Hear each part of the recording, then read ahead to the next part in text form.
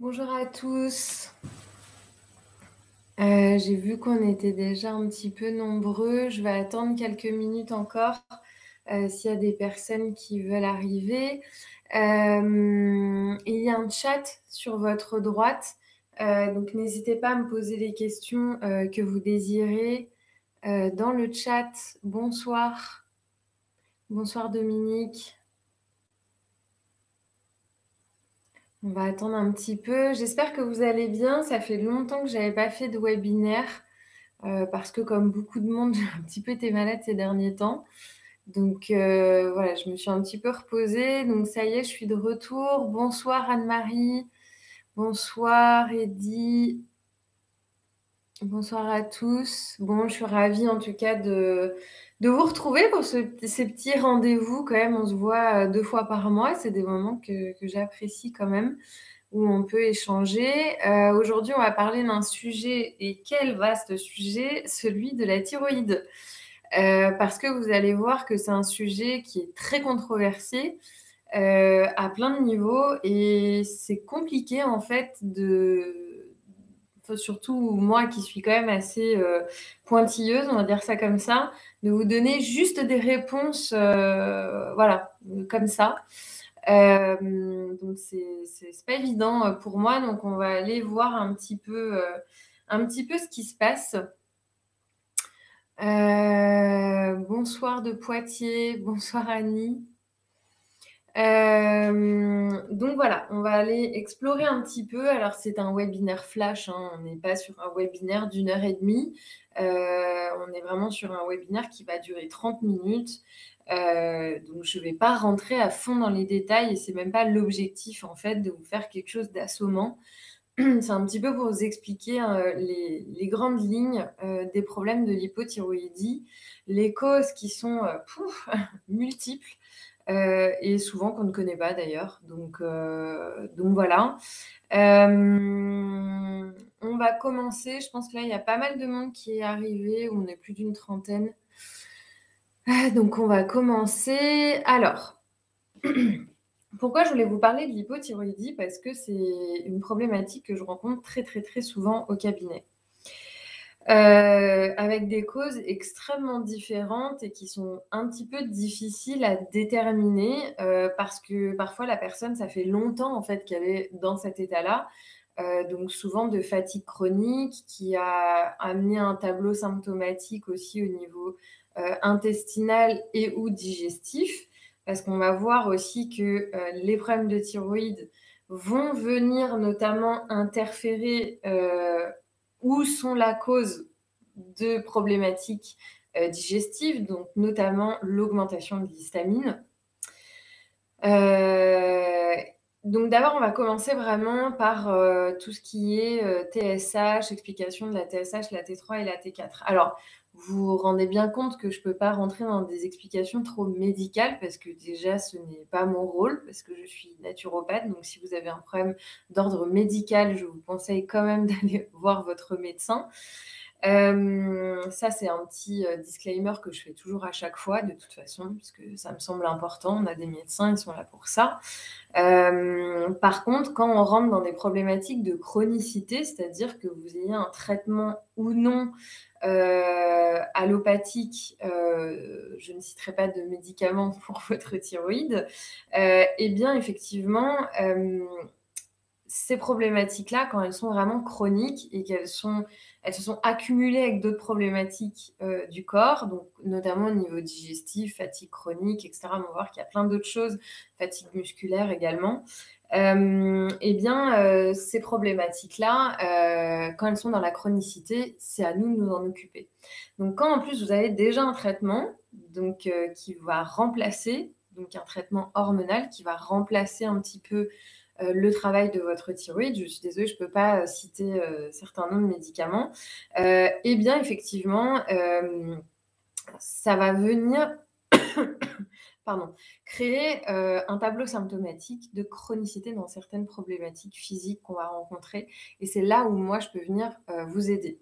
Mais je ne peux pas venir remplacer un traitement. Alors, ce qui est intéressant, c'est quand les personnes, elles vont venir avant, donc au tout début de leur tableau symptomatique, on va voir que dans leurs résultats sanguins, ils vont avoir un déséquilibre de la TSH. Donc je répète un petit peu, pour, voilà, ceux qui débarquent, ou la plupart savent quand même qu'elles ont des problèmes de thyroïde et elles connaissent un petit peu, la TSH. Donc la TSH, c'est ce qui va nous indiquer, l'hormone, thyroïdienne. Donc c'est la thyroïstomuline, pardon. Et en fait, ça va nous indiquer vraiment, si votre thyroïde elle est haute, ou si votre thyroïde elle est basse, ou si votre thyroïde elle est normale. Donc votre TSH, quand on la teste, quand elle est au-dessus de 4, 4,5, on peut dire que vous êtes en hypothyroïdie, alors que vos résultats sont plus élevés. Et quand vous êtes bas, on peut dire que vous êtes en hyperthyroïdie. Je sais, c'est un petit peu à l'inverse, mais faut vous dire justement que c'est inversé. Donc quand la thyroïde est haute, on est en hypo, et quand la thyroïde elle est basse, on est en hyper. Donc ce qui va se passer avec l'hypothyroïdie, c'est qu'elle va souvent être haute. Donc en fonction du dosage que vous allez faire dans le laboratoire, moi je dis 4, 4,5, mais ça va être en fonction du dosage du laboratoire. Évidemment, ça va pas être, en fonction de moi ce que je vais vous dire, mais là c'est des dosages, on va dire, généraux qu'on trouve le plus souvent. Après, quand vous allez dans d'autres labos qui vont chercher des dosages un petit peu plus pointus, on tombe sur des dosages complètement différents. Donc voilà, il faut voir un petit peu en fonction du dosage qui est noté sur votre feuille quand vous recevez vos examens. Et ensuite, on va venir tester la T3 et la T4. Donc la T4 qui est la thyroxine libre et qui va justement nous indiquer l'hormone thyroïdienne également. Et après, on a la conversion. Donc ça, c'est vraiment la T3. Bon, c'est quelque chose qu'on teste presque plus du tout maintenant, malheureusement. Même la T4, hein, d'ailleurs, on la teste très très peu. Donc voilà, on va plutôt regarder la TSH, mais ça, c'est quand même assez une erreur. C'est-à-dire qu'aujourd'hui, si votre TSH, elle est normale, on ne va pas finalement aller chercher un petit plus loin alors que vous avez un tableau symptomatique. Et d'ailleurs, c'est le tableau symptomatique qui est le plus important. Et les anciens médecins que j'appelle les vieux de la vieille, eux regardaient vraiment le tableau symptomatique. Donc, alors aujourd'hui, évidemment, il faut quand même se servir de toute cette technologie qu'on a de recherche sanguine pour aller plus loin. Et ça, c'est super, ce qui nous permet aussi de déterminer s'il y a de l'auto-immunité, si c'est une hypo, si c'est une hyper. Même si avant, avec le tableau symptomatique, on pouvait quand même le déterminer. Là, on est sûr et certain d'où on met les pieds. Donc, dans le tableau symptomatique, il y a un petit peu tout et rien. C'est-à-dire que j'ai des personnes qui ont des TSH à 8, 9, qui vont être juste fatiguées, et j'ai des personnes qui vont être à 4,5 et qui vont avoir vraiment tout le tableau symptomatique, hypométabolisme, fatigue, perte de cheveux, et j'en passe, hein, parce qu'évidemment, ça provoque des problématiques au niveau surrénalien également, production de cortisol, décalement aussi de la production du cortisol, parce que des fois on se dit ah je ne produis pas de cortisol ou très peu, c'est pour ça que je suis fatiguée la journée, mais c'est des personnes qui ne dorment pas la nuit puisqu'ils sont au taquet. Donc ça veut dire que le cortisol, la production de cortisol est décalée. Au lieu d'être le matin, bah, du coup elle est le soir. Ça c'est un problème. Souvent ça c'est lié au jeûne intermittent, au fait que les personnes elles consomment pas suffisamment de protéines. Enfin voilà, on peut voir ça aussi dans l'alimentation. Donc la thyroïde, du coup, c'est quand même assez complexe et la cause de la cause, on ne la connaît pas toujours. Je m'explique. On parle beaucoup de ce qui s'est passé à Tchernobyl en disant que ça a été un petit peu le terrain de développement d'hypothyroïdie en France, etc. Mais la thyroïde, c'est la glande de l'adaptation. Donc en fait, si vous avez une problématique d'adaptation, notamment au niveau émotionnel, si vous vivez un deuil, si vous vivez quelque chose de grave dans votre vie aujourd'hui et que vous avez du mal à vous adapter justement à ça, la thyroïde, elle va venir aussi se manifester, que ce soit en hyper ou en hypo. Alors quand on est sur plutôt des problématiques qu'on va rencontrer au quotidien, donc des problématiques quotidiennes comme ça, avec des chocs émotionnels, souvent on va passer par une phase d'hyper et après on va passer sur une phase d'hypothyroïdie. Donc il y a un hyperfonctionnement d'abord d'épuisement et ensuite on va passer en hypothyroïdie. Alors tout ce que je vous dis là, de toute façon, c'est à remettre en question dans le sens où la thyroïde, c'est la glande la plus, subtile et qui bouge en permanence. Donc ce ne sont que des suppositions. Il faut voir en fonction de la personne qu'on a en face de nous. Mais là, de manière générale, effectivement, on peut voir que quand il y a un choc émotionnel, la thyroïde passe d'abord en hyperfonctionnement, puis en hypofonctionnement. Mais c'est assez complexe, c'est-à-dire que les problèmes de thyroïde, l'hypothyroïdie, ça peut être lié aussi à des maladies auto-immunes, Hashimoto et cetera. Donc là, il faut chercher en fait, de l'auto-immunité au moment où on vous fait vos relevés sanguins. Donc il y a beaucoup de symptômes différents, il y a de la fatigue, de la perte de cheveux, de la prise de poids ou de la perte de poids, des problématiques de sommeil, donc trop de sommeil, ou pas suffisamment. En fait, on ne peut pas mettre l'hypothyroïdie dans une case en disant: «Ah, les hypothyroïdies qui sont lymphatiques, ils ont de la perte de cheveux, ils dorment beaucoup, ils ont pas d'énergie, ils se projettent pas dans la vie». C'est faux parce que moi j'ai vu des hypothyroïdiques qui étaient hyperactifs. Et qui n'avaient pas forcément de fatigue, mais qui vont avoir des fois des symptômes de l'hyperthyroïdie alors qu'ils sont, de l'hyperthyroïdie alors qu'ils sont hypothyroïdiques. Donc il ne faut pas trop faire de généralité sur les symptômes. Là où effectivement, il faut quand même faire attention, c'est quand il y a des cas un petit peu, d'infertilité, donc il y a des femmes qui ont du mal à concevoir. Là, il faut vraiment se renseigner sur la problématique, sur la cause de la cause, puisqu'en fait, ça va vraiment nous déterminer la cause du problème. On peut, facilement le régler. Donc l'hypothyroïdie, on peut le trouver dans plein de problématiques aussi. On peut le retrouver dans des troubles notamment de la dysbiose, donc des troubles de l'intestin, qui vont venir aussi impacter la thyroïde. Après, de qui la poule ou de l'œuf? Bon, souvent dans le SIBO aussi, on peut trouver un SIBO qui va venir créer des problèmes de thyroïde. Bref, le tableau symptomatique, en fait, il est hyper important et la cause des causes, elle est aussi, très, très, très importante. Pour moi, quand même, l'aspect émotionnel, il est très important. Parce que souvent, alors sauf si vraiment il y a des rayons, par exemple, suite à un cancer, et qu'effectivement, bon, une partie de la thyroïde a été détruite, par ces rayons. Effectivement, il y a vraiment une action, mécanique, qui va venir, détruire une partie de cette thyroïde. Par contre, s'il y a vraiment ce stress de la maladie, de la longueur de la maladie, de la peur de la mort, de tout ce que ça peut engendrer, effectivement, ça peut être aussi la cause, d'un développement d'une problématique de thyroïde. Ça peut être aussi une grossesse, donc on peut retrouver de l'hypothyroïdie de grossesse, où là, on va, donner le fameux médicament thyroïdien, pendant la grossesse et bien vérifier qu'en postpartum, il n'y ait pas, non plus de problématiques, liées, à l'hypothyroïdie parce que ça peut continuer les mois, après l'accouchement, donc on appelle le postpartum. Et il peut y avoir des femmes qui ont uniquement des problèmes de thyroïde en postpartum. Donc bien voir aussi la cause des causes. Checker votre TSH, checker la T3 et la T4. C'est une évidence parce qu'en fait, la T3 et la T4, c'est des grands indicateurs, mais aussi, et trop peu utilisés, l'iode urinaire. Donc moi, c'est quelque chose que je fais souvent demander quand même par, la personne qui vient me consulter. Je lui demande qu'elle demande à son médecin, de pouvoir faire l'iode urinaire parce que ça va quand même nous indiquer si l'iode, elle est correctement utilisée et transformée, par la thyroïde et s'il y a, un rejet en fait tout simplement, par les urines, donc qui n'est pas utilisé.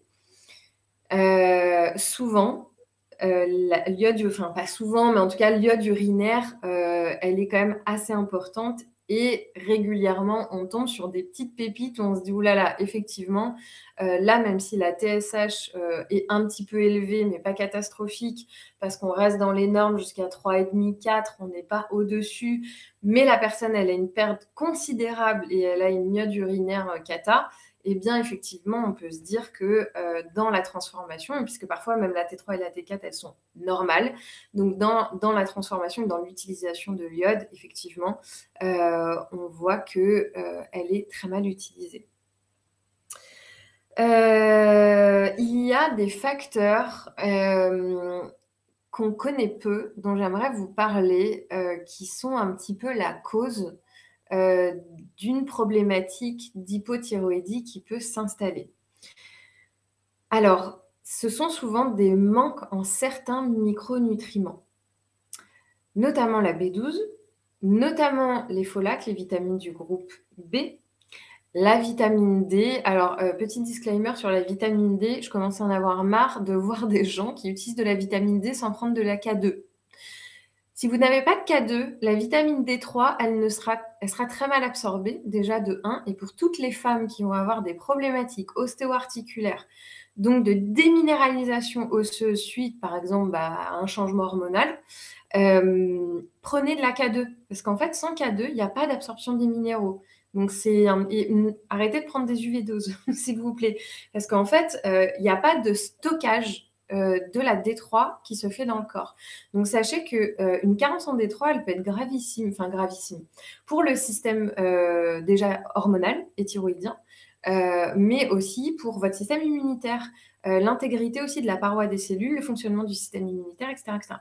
Donc vraiment la D3 et la K2, si vous avez une problématique thyroïdienne, à ne pas, lésiner parce qu'en plus il va y avoir, certainement avec un problème, thyroïdien, une problématique calcique qui va s'installer, donc une malabsorption du calcium. S'il n'y a pas de D3 et de K2 ou des résidus calciques d'ailleurs qui peuvent se retrouver dans le sang, donc en fonction de la problématique que vous avez.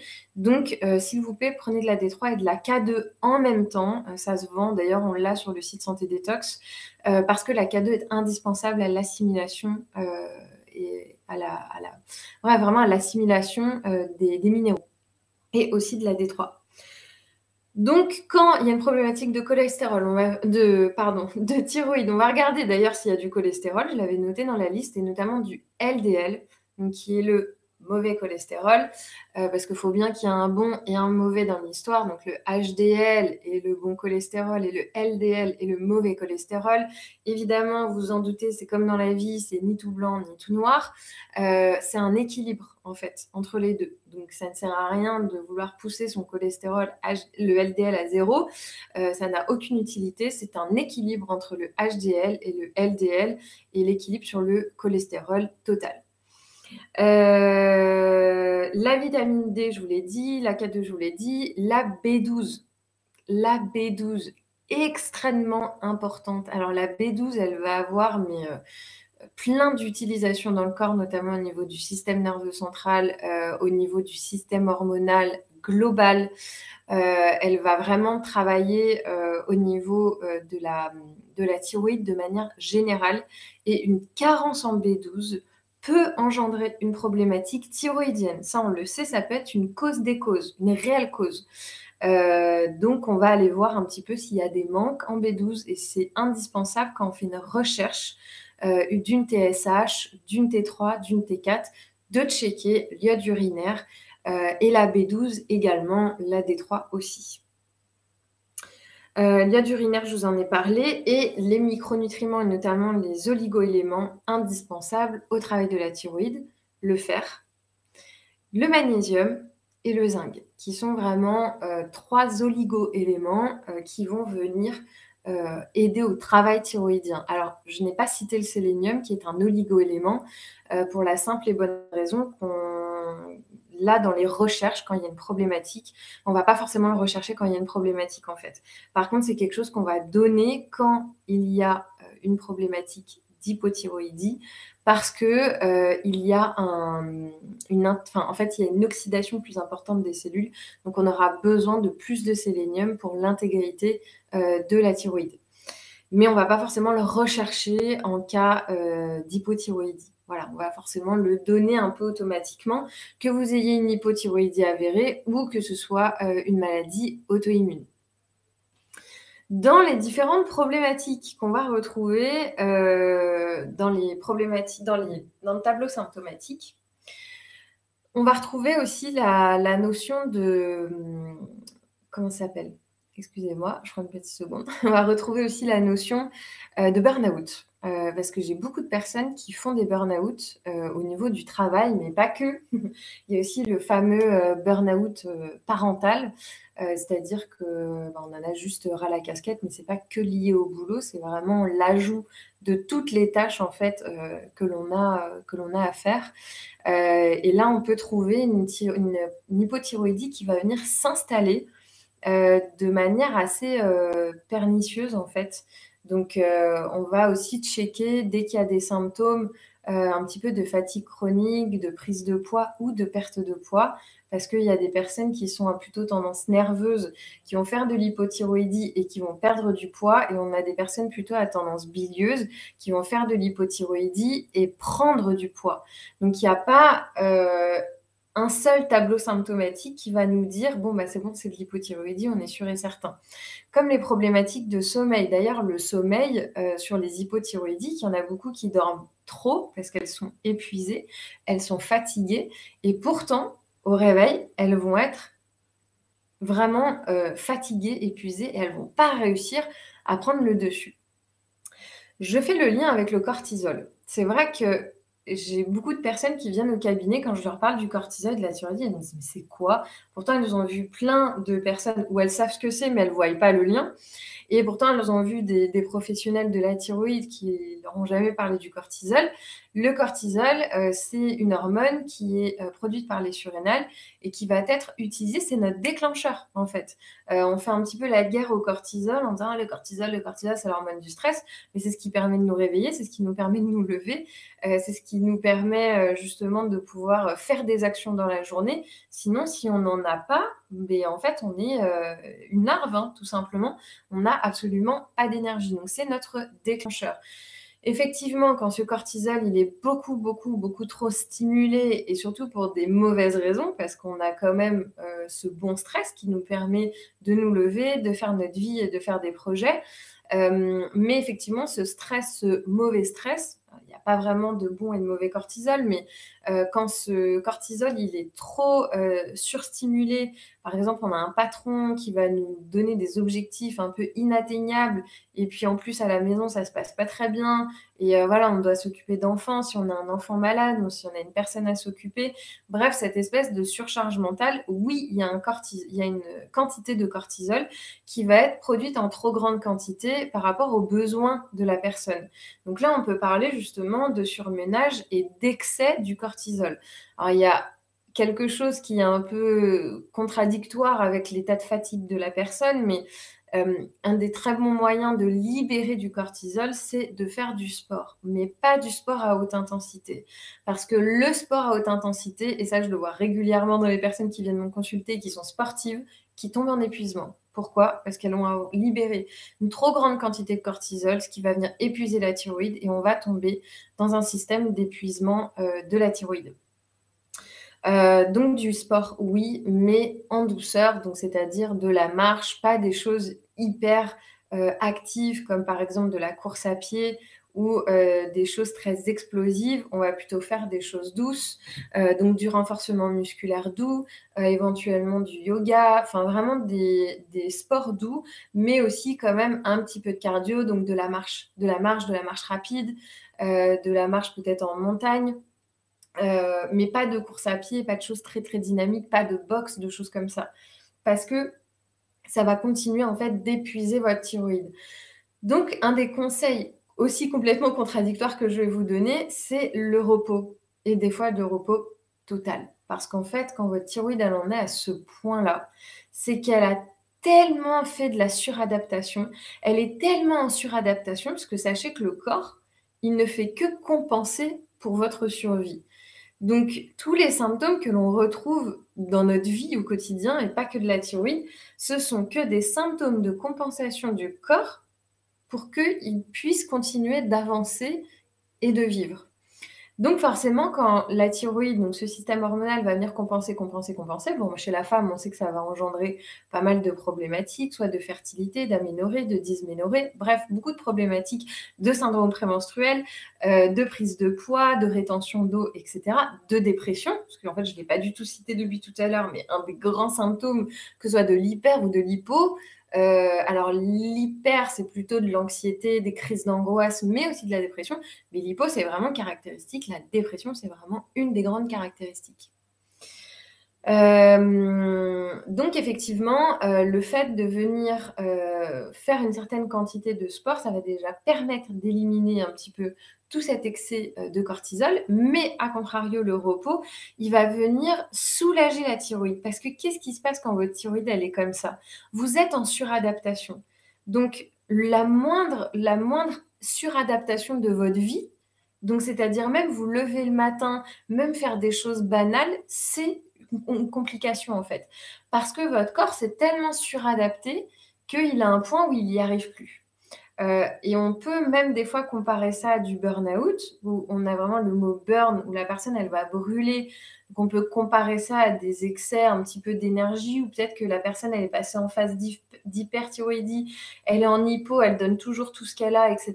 Et puis en fait, à un moment donné, on tombe vraiment dans le out, où la personne, elle va, entre guillemets, s'effondrer. Et là, elle va être vraiment... Alors, je dis pas que c'est du burn-out, je dis juste qu'on est un peu dans la même dynamique. Mais sauf que cette période-là, elle peut durer très longtemps. C'est-à-dire qu'aujourd'hui, venir fatigué chez un professionnel de santé, on ne va pas forcément regarder votre thyroïde, on ne va pas forcément vous dire ah, c'est parce que vous avez une vie intense, on ne va pas forcément regarder votre thyroïde. Donc c'est indispensable de checker la thyroïde et même de faire un petit peu tout le tour des hormones quand même. Bon, il y en a quand même un sacré paquet, mais de faire un petit peu le tour des hormones pour voir un petit peu ce qui se passe et voir s'il n'y a pas d'autres déséquilibres. Parce que la thyroïde, bon, c'est une des glandes hormonales du corps, mais il faut quand même checker souvent les surrénales quand il y a un problème de thyroïde pour voir un petit peu où vous en êtes à ce moment-là. Je vous en ai pas trop parlé non plus, mais quelque chose qui rentre en compte aussi au niveau des problématiques de thyroïde, ce sont des soucis digestifs. Alors, il y a des personnes qui vont produire beaucoup d'histamine, donc qui vont avoir comme une intolérance en fait à l'histamine, donc certains aliments qui vont produire de l'histamine et la personne elle va produire de l'histamine, enfin elle va produire de l'histamine, le corps va produire de l'histamine. Ça peut être un des facteurs de déclenchement d'hypothyroïdie, mais aussi du SIBO, donc Small Intestinal Bacteria Overgrowth, qui est un petit peu ma spécialité. Et le SIBO, donc ce déséquilibre de la flore, donc qui est soit un déséquilibre de la flore par fermentation, soit un déséquilibre de la flore par putréfaction. Donc ce déséquilibre-là de la flore va venir aussi impacter la thyroïde, mais aussi des infections virales. Beaucoup d'infections virales vont venir déséquilibrer le travail thyroïdien. Et d'ailleurs, il y a une des maladies de la thyroïde qui est d'ordre viral. Donc la thyroïde va en fait s'inflammer, se déséquilibrer. Par contre, c'est quelque chose qui revient rapidement à la normale. Mais il y a d'autres virus qui peuvent, dont je ne citerai pas le nom, qui peuvent effectivement dérégler cette thyroïde, soit de manière passagère, en créant un tableau symptomatique de fatigue chronique un petit peu du jour au lendemain, c'est-à-dire qu'il n'y a pas forcément ce truc un peu chronique qui s'est installé avec une perte de poids, avec une perte de cheveux. C'est assez radical, ça peut arriver vraiment du jour au lendemain et suite à une infection virale. Donc, à bien checker si vous avez une infection virale et que donc ça peut être un petit peu tout et n'importe quoi, et que vous avez une fatigue chronique qui s'installe derrière. Faites checker aussi votre thyroïde parce que ça peut venir altérer en fait le travail de la thyroïde. Pour les solutions, alors si vous venez régulièrement, vous savez que moi, j'ai pas une solution à vous proposer, j'ai pas 10 solutions non plus à vous proposer. Les solutions, elles vont vraiment être personnalisées en fonction de votre histoire. Parce que toutes les personnes qui sont là, vous êtes 48, je crois, toutes les personnes qui sont là, vous allez avoir une cause thyroïdienne, d'un déséquilibre de la thyroïde qui sera différente en fait. Donc l'idée, c'est vraiment de venir voir quelle en est la cause. Mais ce que je peux vous dire, pour une hypothyroïdie classique, sans maladie d'auto-immunité, donc on va parler vraiment de fatigue thyroïdienne, effectivement, la première chose déjà à prendre, que vous soyez en traitement ou non, c'est de l'iode. Parce que même si vous avez un traitement chimique, votre corps a besoin d'iode. en fait, c'est un besoin. C'est-à-dire que c'est un oligoélément qui est essentiel à la vie et notamment à la vie des cellules. Donc l'iode, pour moi, c'est la première chose à prendre. Il y a différents types d'iode qui existent aujourd'hui. Il y a l'iode à l'ancienne qu'on appelait la teinture d'iode, que nous, on continue de vendre d'ailleurs, que les pharmacies ne vendent plus, mais nous, on continue de le vendre, qui est pour moi une des iodes les plus efficaces. Et à l'ancienne, on mettait l'iode sur la peau pour voir en fait si elle s'absorbait. Parce que oui, l'iode, c'est un oligoélément qui s'absorbe par la peau. Alors on peut le prendre en interne évidemment, mais l'iode, quand on a un déséquilibre, si on n'est pas sûr d'avoir un manque d'iode ou une fuite d'iode, ça sert à rien d'en prendre en interne parce que avoir un excès d'iode, c'est très mauvais également. Donc on va déjà checker votre iode urinaire, on regarde un petit peu vos résultats sanguins de manière générale, et on va faire votre test sur la main, sur la cuisse, peu importe. Alors faire attention parce que ça tâche énormément. Et on va venir voir si l'iode s'absorbe rapidement. Si ça absorbe rapidement, c'est que vous avez un besoin d'iode. Et d'ailleurs, c'est marrant parce que souvent les hypothyroïdiques que j'ai me disent quand je vais à la mer, je suis trop bien, je suis ressourcée, ça me redonne de l'énergie. Et j'ai les hypothyroïdiques qui me disent: «Ah non, non, mais moi je peux pas aller à l'océan parce que au bout de 3 jours, j'ai le tapant, j'ai la tachycardie, je dors plus». Tout simplement parce qu'il y a une certaine quantité d'iode et ceux qui sont en manque d'iode, eh bien, tout simplement, vont bénéficier totalement de ces bains en mer et surtout à l'océan. Et ça va être plus délétère pour les personnes hyperthyroïdiques. Donc l'iode, pour moi, c'est la première chose que je donnerais. La deuxième, c'est la L-tyrosine. Pourquoi la L-tyrosine? Parce que d'ailleurs, votre traitement chimique que vous prenez, c'est pas du tout péjoratif quand je dis ça, hein, c'est très bien. Moi, je suis absolument pas contre, au contraire, je suis pour l'évolution et pour la recherche et pour le corps médical. Par contre, quand on est dans de la chronicité et qu'effectivement le traitement fait pas suffisamment bien effet, ça veut dire qu'il y a d'autres facteurs qu'il faut venir regarder. Et la tyrosine, c'est un dérivé de ce traitement que vous pouvez prendre. Donc, quand il n'est pas suffisant, on peut rajouter. Ou si vous n'avez tout simplement pas de traitement, mais que vous avez cette fatigue chronique, cet hypométabolisme, même si votre TSH elle est normale, on sent que la T4 elle est un petit peu basse, on peut venir se supplémenter en thyroxine, voire même, je peux le donner, aux personnes qui prennent du poids, qui ont des problématiques hormonales plus générales. Je vais leur donner un petit peu de thyroxine, de la tyrosine, pardon. Thyroxine, c'est le traitement chimique. Je vais leur donner de la L-tyrosine, donc qui est un acide aminé. Et donc, cet acide aminé-là va venir nourrir la thyroïde et stimuler aussi la thyroïde. Donc, c'est souvent un duo qu'on va donner, L-tyrosine, iode, qui va vraiment être un stimulant pour les hyperthyroïdiques.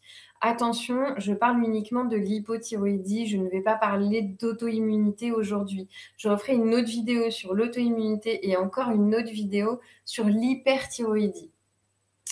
Donc pour ce type d'hypothyroïdie-là, on va donner L-tyrosine et iode.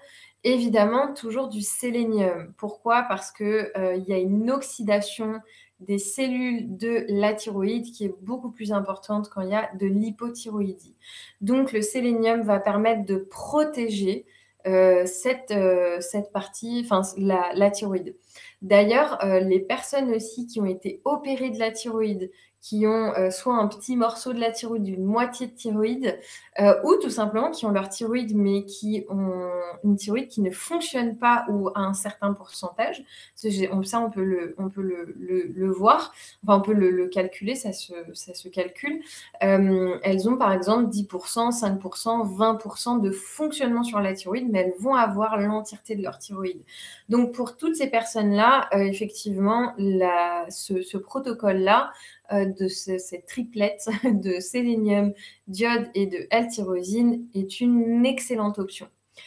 À tous les problèmes de thyroïde, qui soient hyper, hypo, auto-immunité, de la B12. Parce que la B12, en fait, c'est vraiment indispensable au fonctionnement même du système hormonal de manière générale dans le corps. Et en France, on est un pays où on a quand même, répertorié énormément de manque en B12, où on est souvent un petit peu, limite. Alors je ne sais pas si c'est à cause du régime alimentaire qui a changé ou si c'est parce que la B12 est liée aussi à des facteurs de stress. On peut baisser naturellement sans forcément, que vous soyez végétarien ou végan. Votre B12 en fait peut naturellement être moins bien assimilée et d'ailleurs on le voit, la maladie de Birner qui a un problème de malabsorption, de la B12.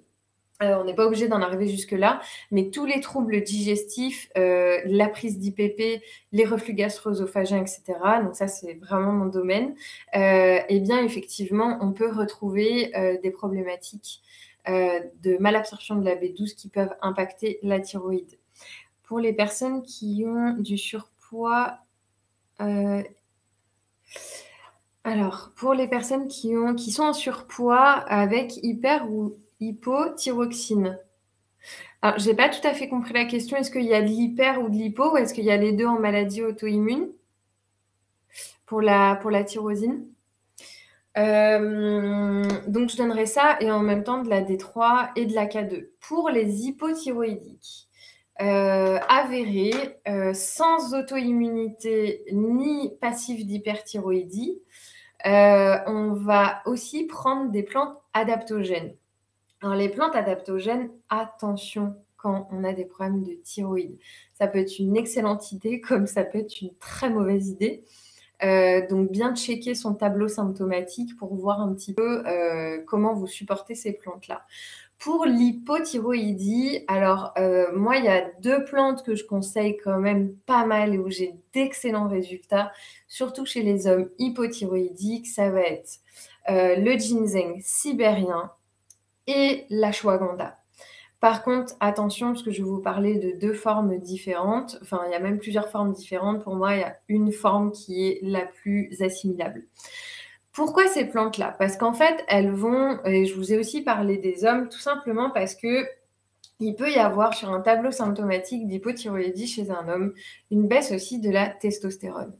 Donc le fait de prendre, de l'ashwagandha ou du ginseng sibérien, on va naturellement stimuler la testostérone. Donc non pour les personnes hyperactives, non pour les personnes qui ont déjà trop de cortisol et non pour les personnes hyperthyroïdiques, hypermétaboliques, et aussi d'ailleurs, des personnes hypothyroïdiques, mais qui peuvent avoir des problèmes de sommeil. L'ashwagandha peut autant résoudre leurs problématiques, autant ça peut ne pas du tout résoudre leurs problématiques. Et ça, je le vois, tous les jours. J'ai autant de gens qui me disent: «Mais j'ai déjà essayé l'ashwagandha, si je la prends le soir, c'est la catastrophe, j'arrive pas à dormir. Si je la prends le matin, ça peut passer». Puis il y en a, ils peuvent pas du tout la prendre. Pourtant, ils sont hypothyroïdiques. Donc vous voyez, les possibilités quand vous êtes hypothyroïdique ou hyperthyroïdique, elles sont hyper vastes. Vraiment très, très vaste et ça va être en fonction un petit peu de vos résultats, mais aussi de votre histoire et de l'état de vos surrénales. Donc quand, vous faites un bilan, en tout cas avec moi, il y a un suivi au niveau, de votre thyroïde, on va regarder tout ça et chaque protocole va être différent parce qu'en fait, vous avez des histoires différentes. La cause de votre problématique, elle va être différente. Donc chaque protocole aussi va être différent en fonction de vous. En tout cas, l'ashwagandha et le ginseng sibérien, va très bien aux femmes également, surtout aux femmes qui vont avoir, des problématiques ou des déficits au niveau de la fertilité, qui vont avoir de l'aménorrhée, des dysménorrhées, du syndrome prémenstruel. L'ashwagandha peut être amélioré. Par contre, attention s'il y a, de l'hyperactivité à côté, ça peut aggraver le problème. Donc ça, c'est vraiment à checker au moment du rendez-vous ou si vous voulez pas prendre rendez-vous, faites attention si vous avez déjà, ce profil-là, avec des gros problèmes de sommeil, des réveils nocturnes, de la chaleur la nuit, des cauchemars et cetera, c'est pas quelque chose que je vous conseillerais de prendre, mais on partirait plutôt sur du basilic sacré, donc qui est aussi un régulateur au niveau, thyroïdien, mais qui va être de nature beaucoup plus apaisante et d'ailleurs, quand on est épuisé, quand on est fatigué, quand on a de l'hypothyroïdie, qu'est-ce qu'on a envie de faire? On a envie de se stimuler.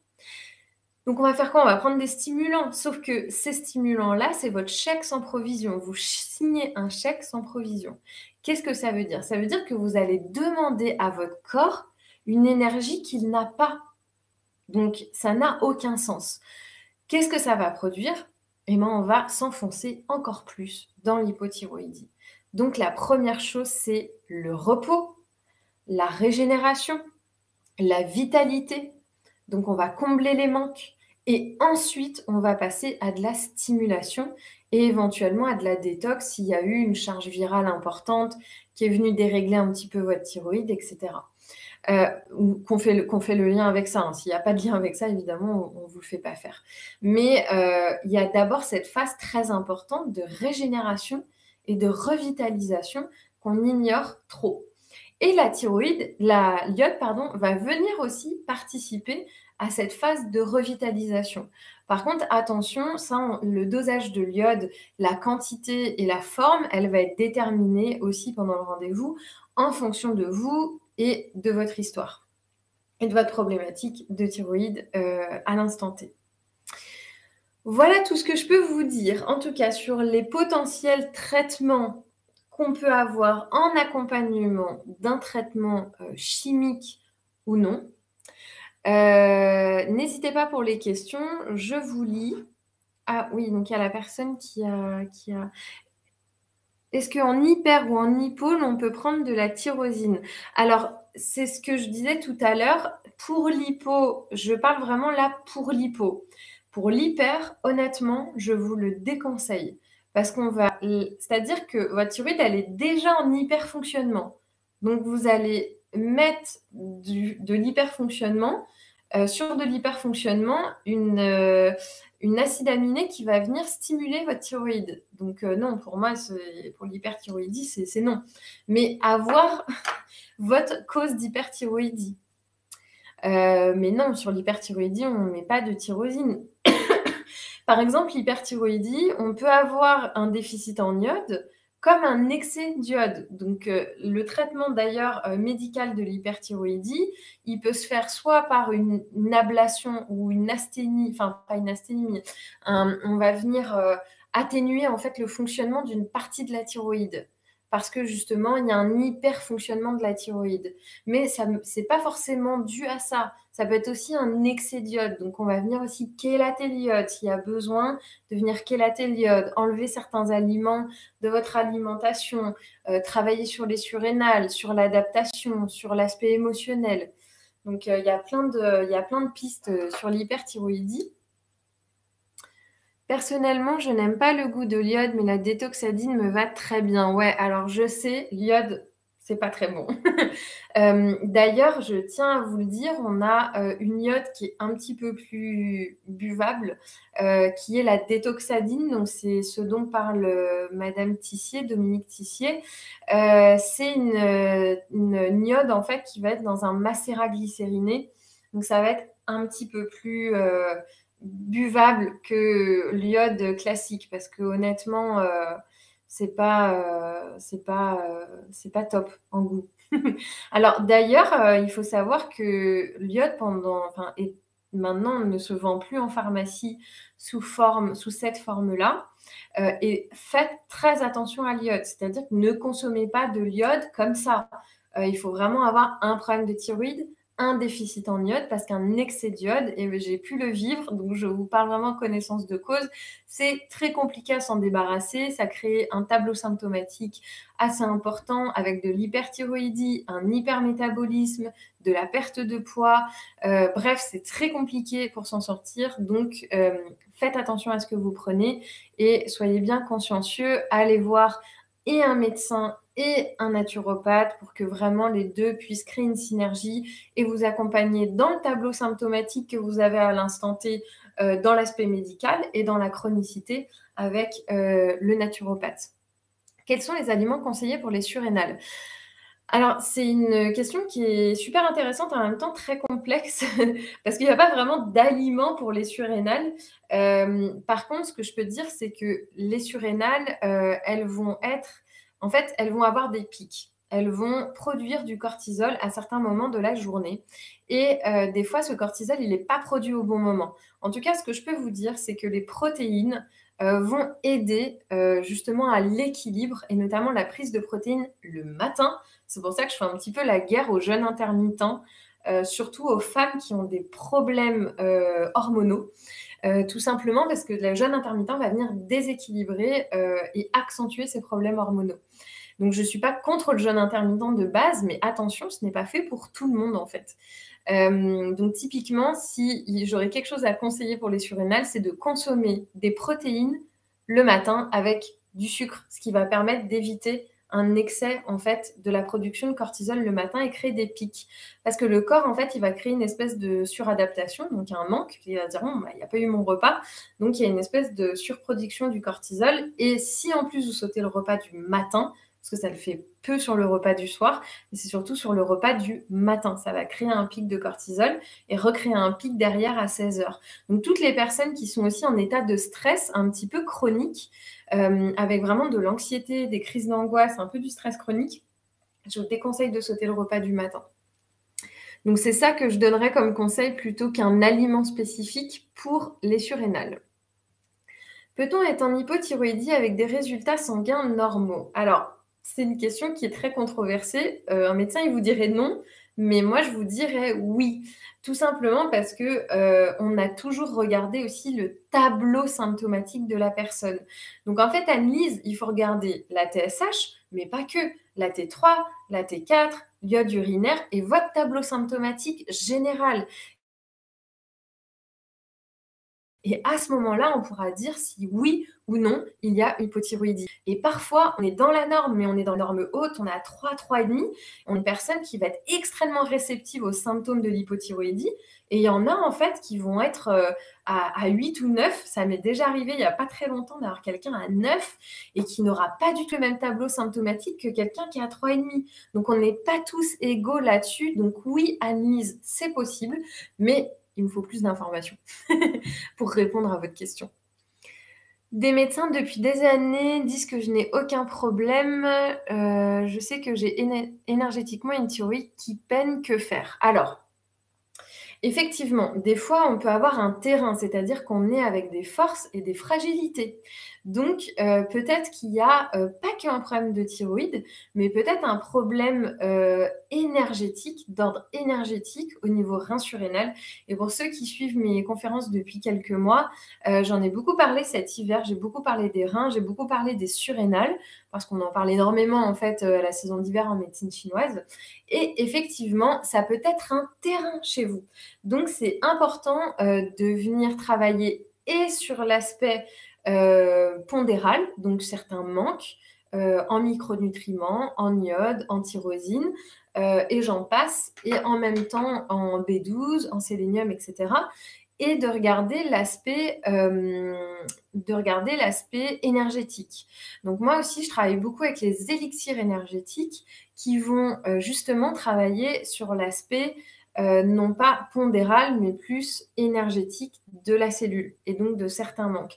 Et vous allez voir qu'en travaillant sur ces deux subtilités, enfin sur cette subtilité, c'est dur à dur, hein je vais y arriver, subtilité, et en même temps de travailler sur le pondéral, donc réellement le manque au sein de la cellule, eh bien, on réussit à trouver un équilibre. Mais si on fait que l'un ou que l'autre, on ne peut pas y arriver.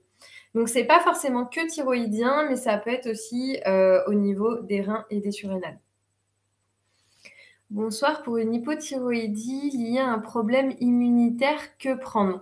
Alors, la question, elle est un peu vaste. Je vous inviterai à aller consulter la prochaine conférence que je vais faire sur l'auto-immunité, parce qu'en fait, là, il y a trop de réponses possibles et je vais m'éparpiller. Donc, je vous invite plutôt soit à me contacter, vous me mettez un mail, mais ça serait trop vaste à vous répondre là. Donc, je vous invite à aller à celle que je vais faire prochainement sur l'auto-immunité.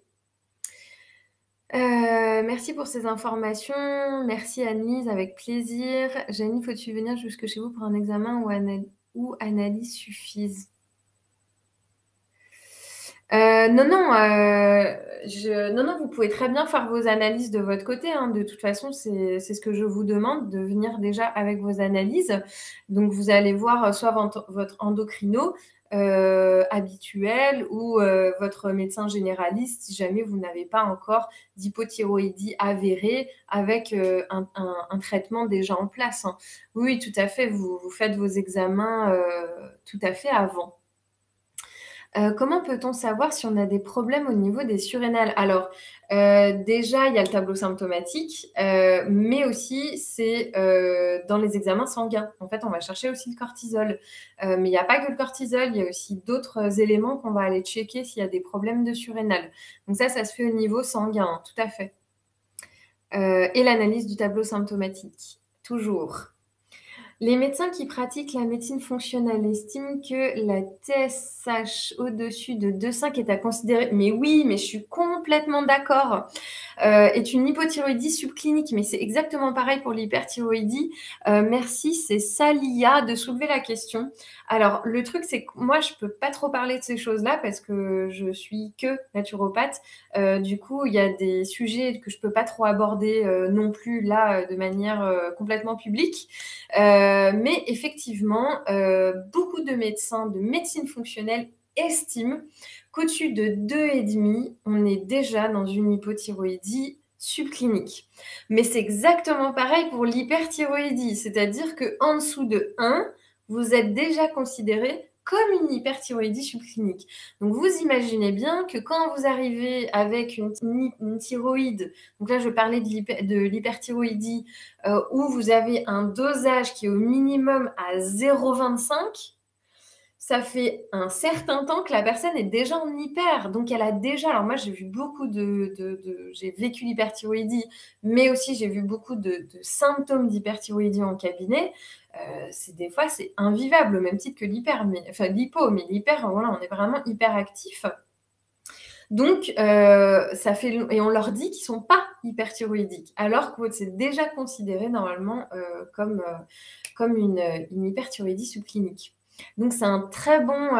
Merci en tout cas de soulever le sujet.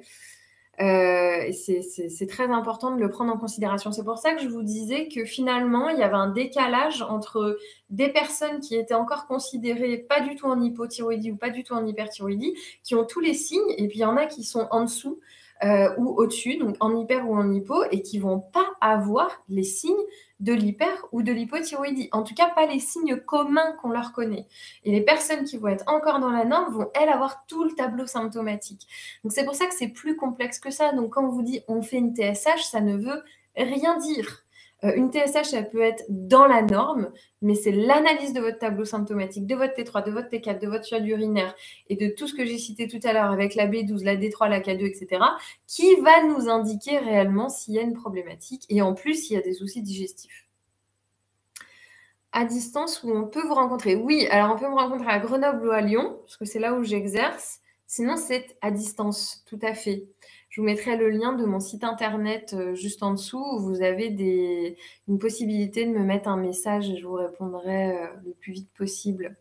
Où peut-on trouver le tableau symptomatique? Ah non, le tableau symptomatique, c'est l'analyse. Le tableau symptomatique, c'est tous vos symptômes en fait. C'est l'accumulation de vos symptômes et c'est cette analyse-là. Donc ça, vous le trouverez nulle part. En fait, c'est des connaissances qu'on a. Et d'ailleurs, dans le médical classique, ce que j'appelle les vieux de la vieille, pour checker une thyroïde, ils faisaient la TSH, la T3, T4, mais ils regardaient votre thyroïde, ils touchaient votre thyroïde, ils regardaient s'il y avait un état nodulaire. Alors, j'en ai pas beaucoup parlé des nodules parce que sinon, il y a 1000 trucs à dire et c'est censé être une conférence courte. Mais effectivement, l'état nodulaire aussi est impactant sur la thyroïde. Que pensez-vous des extraits thyroïdiens à base de thyroïde animale? Extrait thyroïdien à base de thyroïde animale. Alors ça, je crois que j'en ai déjà entendu parler, mais j'ai pas d'avis dessus. Du coup, je veux pas dire de conneries. Voilà, j'ai pas d'avis dessus. Je suis navrée, Marie. Quid des personnes allergiques à l'iode? C'est un problème. Enfin, c'est un problème. Évidemment, pas de supplémentation à l'iode. Après, chaque personne va être différente, c'est-à-dire que toutes les personnes allergiques à l'iode n'auront pas des problèmes de thyroïde.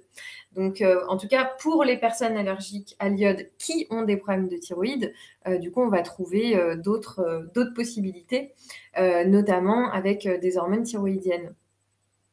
Quand l'iode urinaire est sur 24 heures est très bas. Sur 24 heures est très bas, ça indique quoi? Alors, j'ai pas l'entièreté de vos examens, du coup, je peux pas répondre. C'est super difficile, en fait, de répondre à une question isolée quand j'ai pas le reste des informations. Donc, n'hésitez pas à me mettre un message un petit peu plus sur mon site internet, un peu plus précis. Comme ça, je vous répondrai de manière plus claire. Oui, sachez que moi, j'ai ce côté vraiment pointilleux, c'est-à-dire que si j'ai une information, c'est hyper compliqué pour moi de répondre parce que, ben, en fait, c'est l'amas de ces informations-là qui permet de donner une vraie réponse bien travaillée. Donc, Maëlle, je t'invite à me mettre un message sur mon site internet. Il y a un petit encart en fait où vous pouvez me mettre des messages avec plus d'informations parce que c'est quand même assez personnel. Donc n'hésitez pas à me mettre cette information-là et je vous répondrai. Les extraits thyroïdiens fonctionnent très bien. Ah, on a Granara qui nous dit Marie, pardon, qui nous dit les extraits thyroïdiens fonctionnent très bien. Ok, super. Super. Bon, bah, génial pour ceux qui sont en recherche. Hein. J'habite à Lyon, pourrais-je prendre un rendez-vous? Oui, Granara, je vous mets le lien du site internet de mon site. Vous me laissez un petit mot avec votre numéro de téléphone et je vous répondrai avec plaisir. D'ailleurs, je suis sur Lyon mardi, mercredi, jeudi. Voilà. Sinon, je serai là pas avant le 7 mai, parce que j'y vais qu'une fois par mois à Lyon. Les extraits thyroïdiens fonctionnent très bien. Je suis traitée pour le cœur avec... Alors, là, Muceli, je suis désolée, mais c'est une question qui est beaucoup trop personnelle et beaucoup trop complexe. Là, c'est pareil, je vous invite même juste à me contacter. Je ne vous vends pas forcément un rendez-vous, mais au moins de me contacter parce que là, vous imaginez bien que je ne peux pas répondre à cette question qui est aussi spécifique, en plus avec une TSH à 4,5. Clairement, j'ai besoin d'autres informations et il y a beaucoup de choses à faire. Traité par... Ouais. Ok, en plus traité pour le cœur. Ok. Concentré glandulaire porcin. Oui, j'avais déjà entendu. Et de bœuf. Élevé par nature, clairement. Oui, oui. J'avais déjà entendu. Mais super Marie pour... Après, si vous avez même des sources et des marques à me proposer. Parce que malheureusement, il y a un peu tout et rien dans les concentrés d'origine animale. Donc voilà, on a des bonnes sources, on a des très mauvaises sources. Donc ça serait bien que vous me donniez l'info. Si vous en avez envie, en cas de thyroïdite d'Hashimoto, ouais, compliqué la thyroïdite, est-ce que l'iode, sélénium, les éléments... Oui, tout à fait. Je suis une personne dans ce cas-là et c'est exactement le protocole qu'elle prend avec de la tyrosine, avec de la L-tyrosine. Donc oui, tout à fait. Ça, c'est un protocole que vous pouvez faire sans problème. Après, je vais reparler de l'Hashimoto au prochain webinaire parce qu'on va plutôt parler des maladies auto-immunes. L'organothérapie, ce sont des extraits de tissu de porc. Oui, Dominique Tissier. Organothérapie. Ah oui, il y a Marie qui me dit aussi ça. Ok, bon, bah c'est top ça.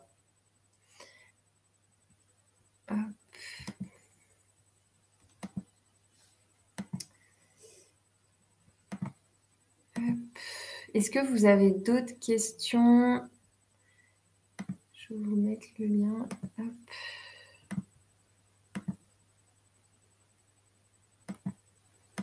Je vous mets le lien du site de mon site pour ceux qui veulent me poser des questions, qui est juste là, ou ceux qui veulent prendre rendez-vous.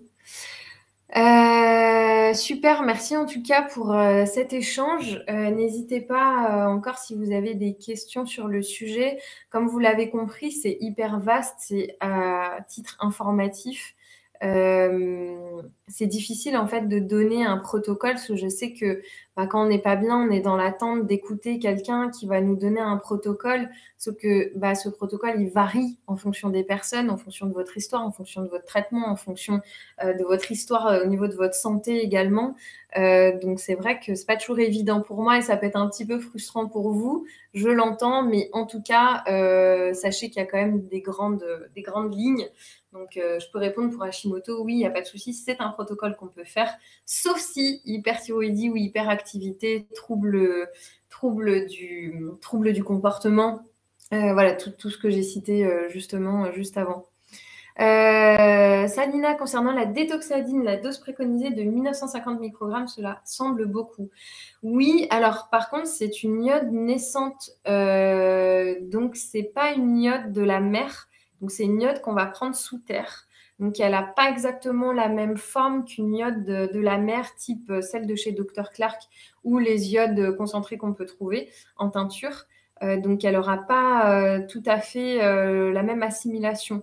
D'ailleurs, pour ceux que ça intéresse et ceux qui parlent anglais, malheureusement, il n'y a pas de traduction. Je crois que vous pouvez mettre la traduction sur YouTube.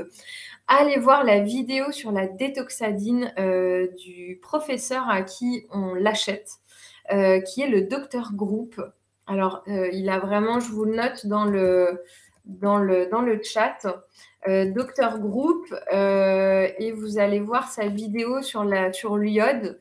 Et sa chaîne, c'est Global Healing Center, je vous le note aussi, parce qu'on est là pour se partager des informations, hein. Moi, je n'ai pas la science infuse. J'ai aussi écouté ces vidéos-là, je me suis aussi formée auparavant ces dernières années.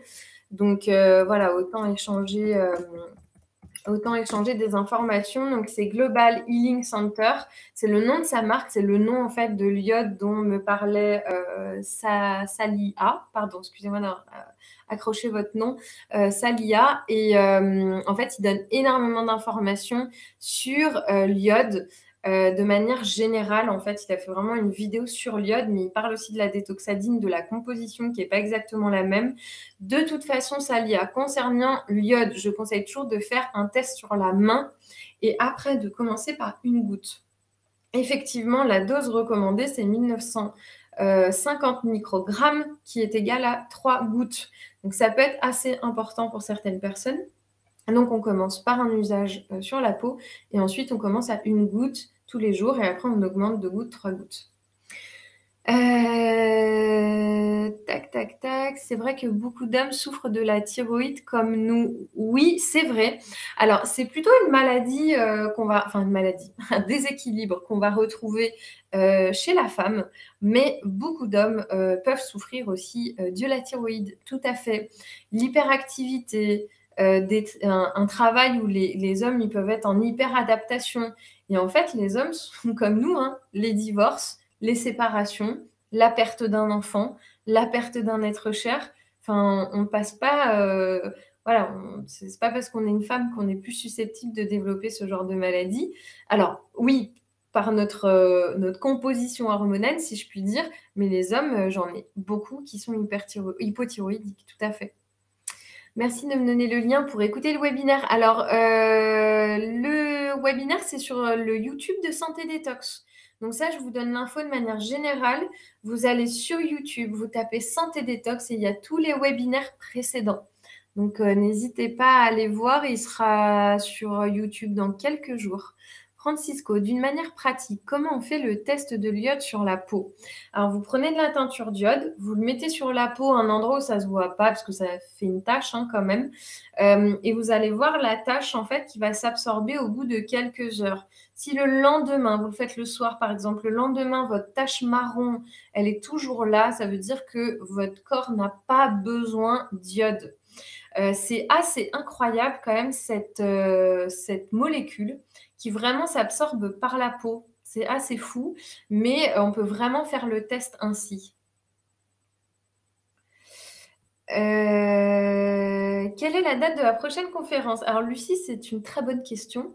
Vu que j'étais 15 jours malade et que je suis encore un petit peu fatiguée, c'est pour ça que j'ai un petit peu bugué au début de la réunion, je suis navrée. Je sais pas. En toute sincérité, je ne sais pas.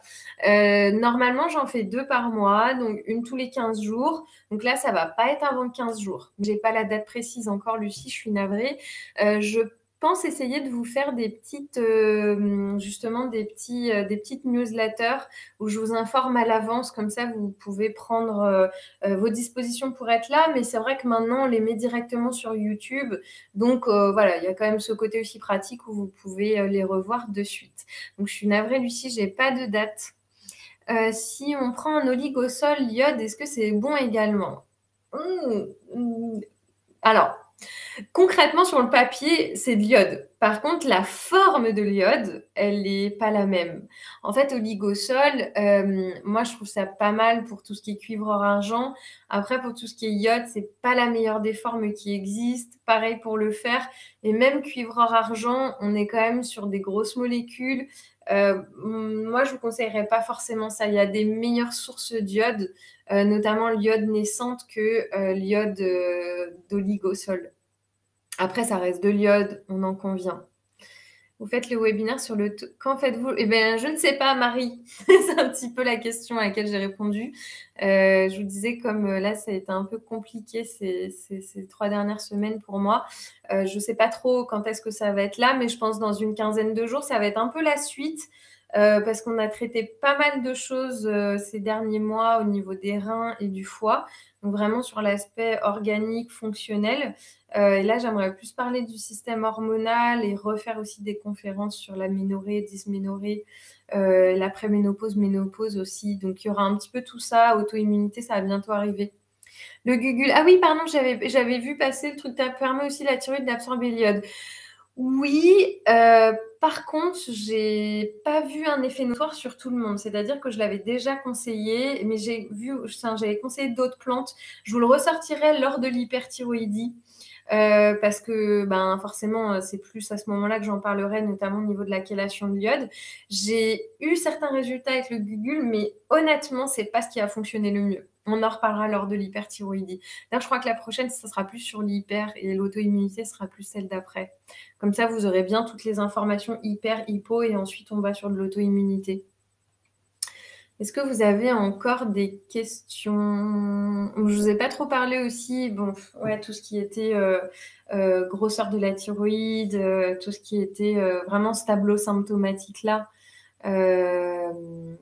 J'en ai pas trop parlé, mais bon, ça va bien avec l'hypothyroïdie aussi, quoi. Alors, je vois qu'il y a des personnes qui sont encore en train d'écrire. Donc là, je vais répondre encore aux 2 dernières questions et puis on va s'arrêter là. Merci beaucoup, très belle soirée, Joël. Oui, merci, très belle soirée à vous aussi, Joël. Incident sur les perturbateurs endocriniens. De quoi? La l'iode?